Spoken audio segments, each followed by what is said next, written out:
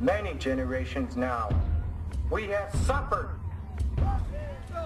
The Washichu we spoke to, but they don't hear. They're deaf.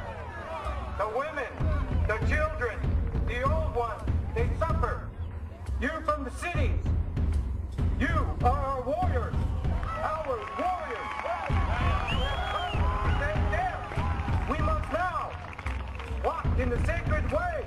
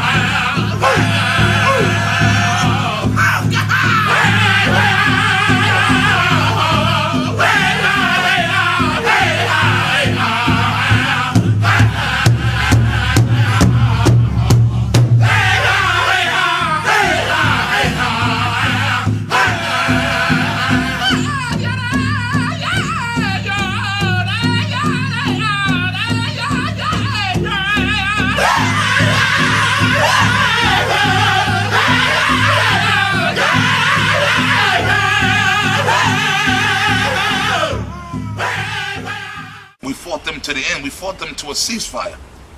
Okay, there was no official surrender. It was just because they kept sending the forces down into Florida to try to get us out of there, and they would get jabbed. We would mess them up down in the swamp, down in the jungle. The soldiers couldn't deal with the swamp and the jungle. We could, and we messed them all up. And they would capture some of us, and the ones they captured, they sent us out to Oklahoma. But then the ones that they couldn't catch, they couldn't get us out of there, and they kept getting casualties. So they just said, look, the war's over. Just leave them alone. But eventually the white man took over the land, but he couldn't get us out of there. You see? That proved the so-called Seminole Indians up in the tribe of Reuben. So now let's go back into the scriptures. Right. And it says here, verse 4. It says, "For thou hast said, my doctrine is pure, and I am clean in thine eyes. But oh, that the Most High would speak and open his lips against thee." And now the Most High is opening his lips against you devils. And how is he doing it? He's doing it with us. Through his prophets, yeah. Through his prophets. Because remember, we're the mouthpiece of Yahawah Shem Yahawashi. So the Most High is opening his mouth, but through who? Through us. He's not going to come down here and speak to you damn people. That's what he got us for.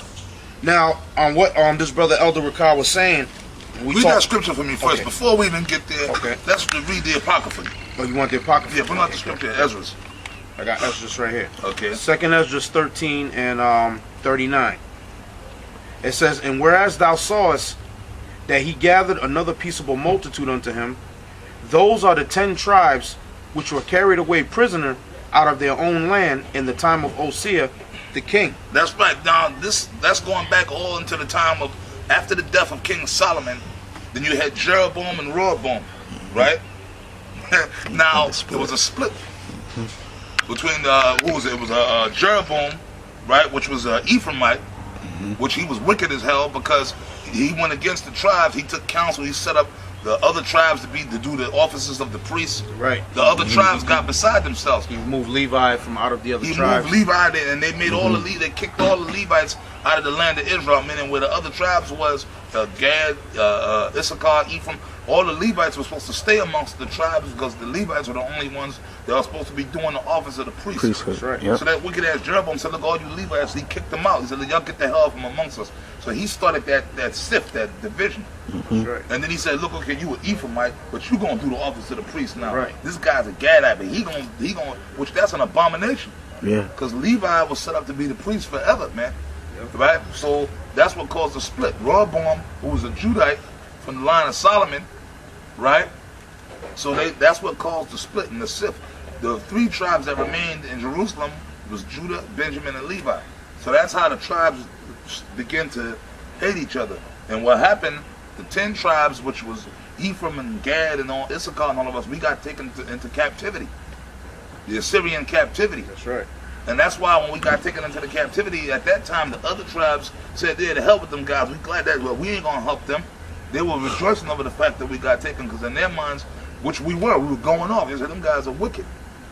But then later on, what happened? We escaped from that Syrian captivity and said, "Look, that's how we ended up coming on this side of the world, from the Middle East."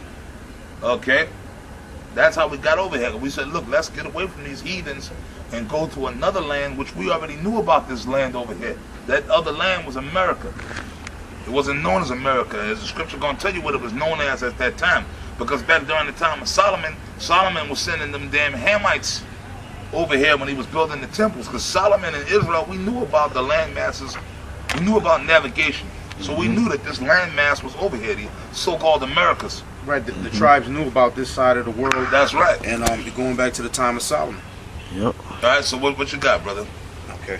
I'll go back to the scripture. I was looking for something in there. We're going to hit this book, trust me, man. It's got some juicy cuts in there. Yeah. Right here in Esdras 13 and 40. Okay. Those are the 10 tribes which were carried away prisoner out of their own land. That's right, by the Assyrians. Read. In the time of Hosea, the king, whom Salmanasar, the king of Assyria, led away captive, and he carried them over the waters, and so came they into another land. But they took this counsel among themselves. That's why they brought us into their land and put us in captivity under them and got us out of Israel. That's Jerusalem. Right? It says, and they took this counsel among themselves that they would leave the multitude of the heathen and get away from them goddamn heathens and escape. Read. And go forth into a further country. Now, who's this talking about? This was Ephraim and the other tribes. That's right. And at that time, the tribe of Dan was amongst us. That's right. Yep. So if the tribe of Dan, but then the Most High pretty much did away with the tribe of Dan. Meaning those spirits, because everything was reincarnated, bubble-eyed blackfish, those people who were Danites, they just didn't dissolve into the atmosphere. No, they did. As they died off, okay, the Most High brought their spirits back amongst the other tribes. Yep. So if you were a Danite and you died, when you was reincarnated in the spirit, you probably came back as a Gadite or Issacharite. Or you could have came back as a Judite. That's true. Whatever, man. But this is talking about Ephraim, Gad, Dan, Issachar, us so-called Indian indigenous tribes. This is us talking. Read on. It says, leave the multitude of the heathen and go forth into a further country where never mankind dwelt. Where never mankind dwelt. I was talking about the so-called Americas. Canada, United States, Alaska, the Caribbean, South America, Central America. That's right. This land was void. The scripture said nobody was here. But animals. That's right. The animals were here. And the Hamites came over here during the time of Solomon to get materials, raw materials to build up Jerusalem. That's right. They came here and were chopping down trees and getting wood. For the temple. It took them a year and a half to get over here and a year and a half to get back. That's right. So the heathens, the only other people that had been here was them so-called Africans under the direction of King Solomon. But they didn't stay and set up shop, because then them idiots, or you Afrocentric mother effers, will run with that. See, when the Africans were the first ones to come here, well, in a sense, they were right. In a sense, they were right. Yeah. It was so-called Africans that inhabited this land first, but they didn't inhabit it to stay here. They were sent here under the orders of King Solomon, who was an Israelite, to collect wood. Yep.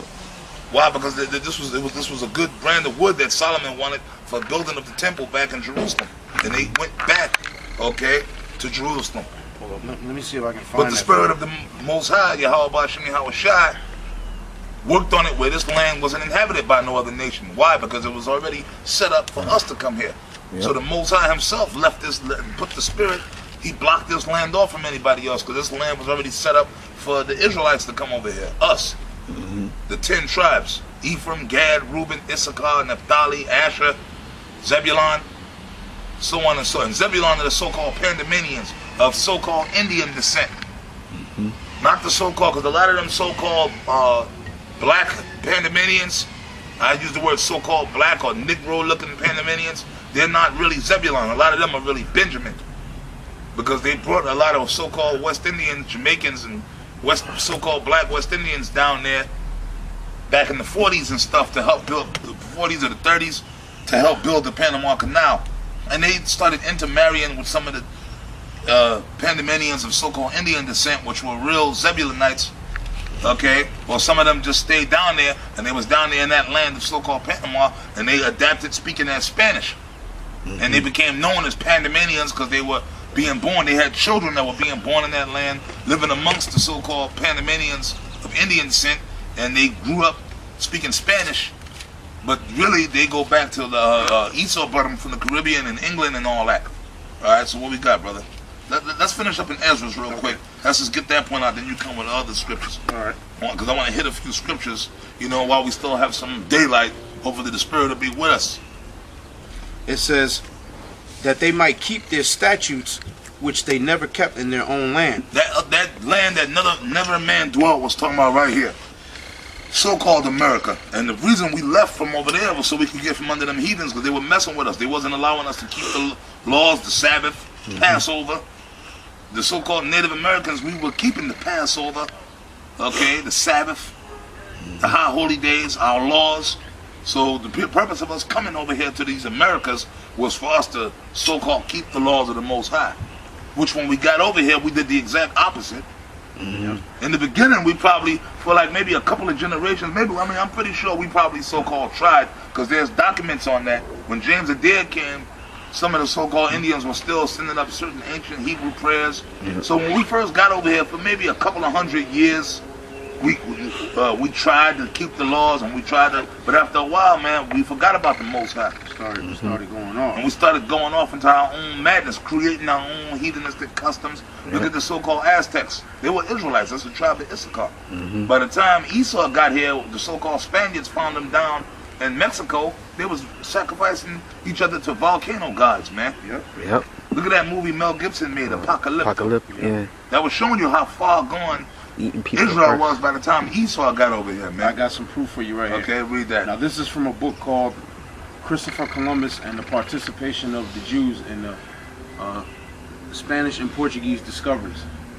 Now on page 98, the title says Indians and Israelites. It says, of more interest than the mode of migration is the question whether any analogies in language and traditions and religious conceptions. Can you hear that? Is that picking up in the camera? Yeah, it's picking up. Read it a little louder, make sure you pick it up. It says, page 98, Indians and Israelites. Of more interest than the mode of migration is the question whether any analogies in language and traditions and religious conceptions or in religious ceremonies justify the acceptance of this ethnological history. Roldan's chief argument in support of his view is the language of the Indians in Hispaniola, Cuba, Jamaica, and the adjoining islands. That's right, because before Benjamin and Levi and them got on over there, Haiti, the Dominican Republic, right? Cuba, Jamaica. It was the so-called Taino and Arawak Indians that was dwelling there first. Ephraim, Simeon. Okay, well, the Carib Indians, that was a kind of a made-up thing. Okay, they like the Carib Indians, that was the intermingling of the so-called slaves with the actual Indians on the island. They call them Carib. Because the word Carib, I think, goes back to mixed somehow. So there was the Arawak and the Taino that were in those islands, which those tribes derived from Simeon. In actuality, the tribe that Columbus first met was Simeon. Right. Because he landed in the so-called Dominican Republic. Right. Hispaniola. Hispaniola, that was the Dominican Republic. It wasn't Puerto Rico. That's right. He did eventually land in Puerto Rico, but that was later. So the tribe that he first had contact with was Simeon. Right. The Simeonites were the first ones to meet Columbus. Read on. It says, and the adjoining islands, it says, I'm going to read it again. Roldan's chief argument in support of his view is the language of the Indians in Hispaniola, Cuba, Jamaica, and the adjoining islands. He contends that it has many resemblances to Hebrew. In fact, he even calls it corrupted Hebrew. He asserts that such names as Cuba and Haiti are Hebrew, and that they were first applied by the earliest caciques, the chiefs or leaders, who discovered and peopled the islands. The names of rivers and of persons in use among the natives are derived from the Hebrew. For example, hyena, from the Hebrew word ayin, stream, yonis, from Jonah, Yakeh, from Jacob, Urus, from Urias, Siabao, from Siba, Maisi, from Moisi. The names of their tools, of their little canoes or kansas, the name axi for pepper, and the name of the storehouse for maize grain, and like all point to the Hebrew language. Their rites and ceremonies, as well as their language, from one of the main arguments in favor of this theory of descent, circumcision prevailed among the Indians. Look at that. See?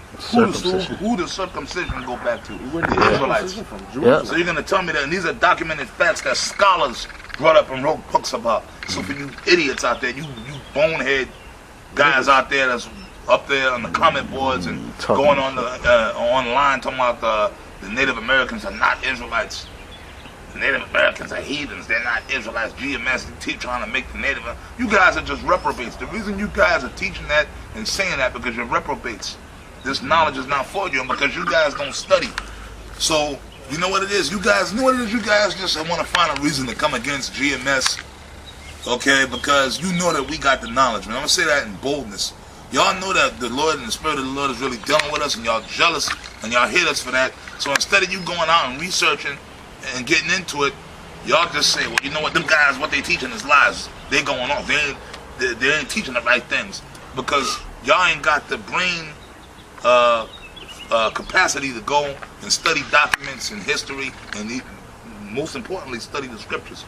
Hey, basically, you're a bunch of dumbass niggas who are niggified with this black thing that everybody that's dark skinned got to be the same.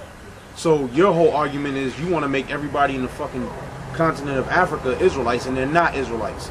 The ones that were on the West Coast, those are Israelites. Mm-hmm. Those are the Israelites. The ones that are all up and down the Ivory Coast, the West Coast of Africa. That's right, like Nigeria. That's right. A lot of those Nigerians are Israelites. Well, you know what? Even the Congo is on the West Coast. Yeah, that's right. So even out of the Congo, there's Israelites in the Congo. We're not saying every single African in the Congo is an Israelite, but a lot of them are. Yeah, Liberia. Liberia. That's right.